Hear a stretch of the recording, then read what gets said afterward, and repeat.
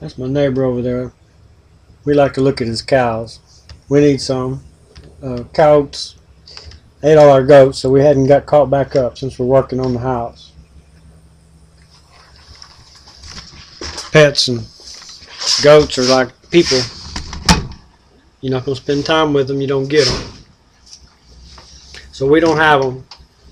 We're still a slave to the lawnmower and all your other good capitalist accessories that have to come with a house and people's expectations. Trying to get off that little monkey though, quick as possible. So anybody's got some ghosts on a lease out, bring them on by here. We'll try to see if we can learn to raise them. As long as the wolves or the coyotes don't get them, we might have a chance, or the bobcats, or the black mountain lions, or panthers, what some people want to call them. I'll give you a little history where we're at. We're fixing to head off down this way if we make it. We're living over in what people call around here, the original people, Three Echoes Valley. Back over toward the,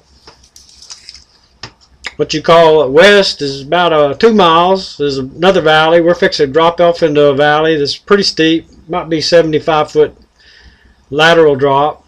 And your latitude, I'm not sure. I just know it's a long slope down. Back over towards the south, about 2 miles, is the end of another valley, or the edge of the same valley, which they dammed up and made Lake Palestine. That lake usually comes underneath all this ground to a aquifer or sand zone and boils up back here in the backyard. Well, the backyard's really about 1,500 feet, maybe 2,500 feet back. Yeah, we share it with a bunch of other people. Somebody back in the 80s bought all this up, a realtor. We're actually in the realtor's office here. This is a big giant commercial building. There's enough floor space up on the next floor for another house. So Garrett and I got our hands full. Susan, she's been real patient with us. We appreciate that. But yeah, she's got her trials and tribulations putting up with me. You can bet on that. Especially if you know me. This is a shout out to my brother and my sister. They've never been in my house. I've been too embarrassed to invite anybody because we got so much work going on here.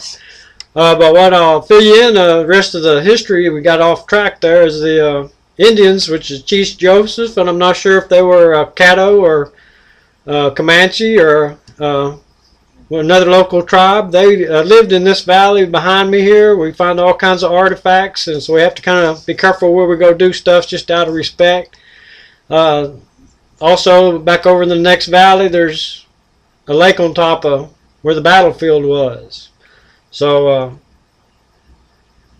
this whole little area's got history, and I also live in a house on the other side of the county that has big history on it. That they actually had the Army headquarters for where they fought the Indians at. We'll go try to get that on another trip.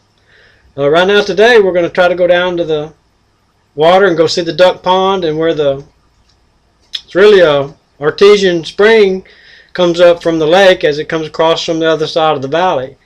Comes up underneath all these houses. So yeah, these sinkholes, they're everywhere and they happen at any time. Nobody's really going to be able to predict them. It's just nature. You have to build your houses right to start with.